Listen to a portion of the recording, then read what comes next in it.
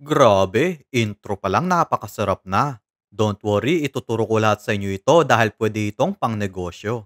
Chicken wings ang ginamit ko dito, tapos Java rice ang niluto ko. Kulang 1 kilo lang yung bigas ko, pero 8 order na ang magagawa nyo.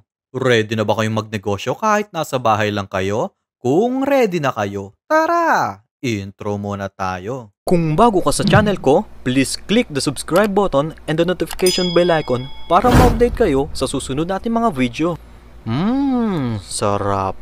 Tamis. Oh yes. Magbuhos tayo ng 2 kutsarang mantika. Then, igisa natin yung 1 kutsarang buto ng atswete. Bale, ito ang magpapakulay dilaw sa ating kanin. Kapag mapula na ang kulay nito, tanggalin na natin yung mga buto. Next, magsaing na tayo. Naku, heto na naman yung kanin. Nagda-diet pa din ba kayo? February pa lang, sira na yung New Year resolution nyo. Kung gaano karami ang bigas ko, ganon din karami ang tubig ko. Maglagay din tayo ng 1 kutsaritang asin at 4 na pirasong bawang pampalasa. Then, yung atswete oil, ilalagay ko na. Depende sa inyo kung gaano karami ang isasaing nyo. Sample lang naman kasi ito, kaya konti lang ang niluto ko. Rice cooker pala ang gagamitin ko, pero pwede din naman sa kaldero.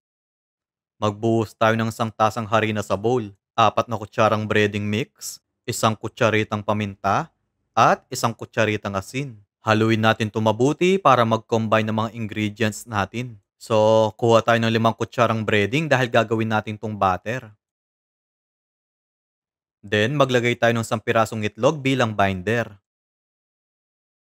Tapos, magbuhos tayo ng konting tubig. Kailangan kasing lapot ng condense yung batter nyo. Kalahating kilong chicken wings ang gagamitin ko. Isawsaw na natin to sa batter. Sunod naman sa ating breading. Piga-pigain natin bago pagpagin. So, magpainit na tayo ng mantika. Then, pirituhin natin yung mga manok into medium heat hanggang sa mag-golden brown ito. Grabe, nakakagutom ang amoy habang pinipirito. Kaya panigurado, 3 tasang kanin na naman ang mauubos mo. Diet pa kayo ah. So, luto na din yung ating kanin.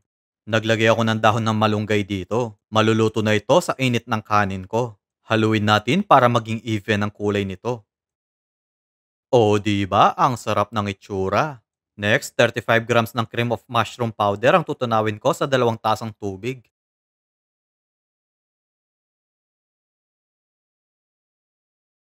Then, magtunaw tayo ng 1 kutsarang margarine. At 1 kutsarang harina ang ilalagay ko. 50 ml of evap naman ang ibubuhos ko dito. Tapos, yung cream of mushroom powder na tinunaw ko. Bale, continuous lang natin itong hahaluin hanggang sa lumapot ito. Naglagay din ako ng paminta pampalasa. Marami itong sauce na nagawa ko. Kahit 10 chicken wings, pwedeng pwede dito. So, okay ning lapot na to. Patayin na natin yung lutuan at ilagay na natin yung chicken wings. Grabe, sauce pa lang, ang sarap na no? Lalo na yung nagluto nito. Balutan lang natin ng sauce yung ating manok. Ang creamy ng itsura. Hindi mo mahahalata na mura lang pala. Tapos, nagbudbud ako ng parsley pampaganda. Pero kahit dahon lang ng sibuyas, pwede na. O, di ba? Itsura pa lang napakasarap na. Tapos, yung ating kanin, Java rice pa. Guys, medyo maliit lang yung paper bowl na ginamit ko dito. Tapos, ipatong na natin yung chicken wings ko. Heto ng ating creamy chicken wings. Try nyo na din ang recipe na to na pang negosyo. Pwede mong ibenta ng 55 pesos ang kada order nito. Maraming salamat po sa inyong panonood. Ingat po kayo palagi and God bless. Bye-bye. Bye-bye.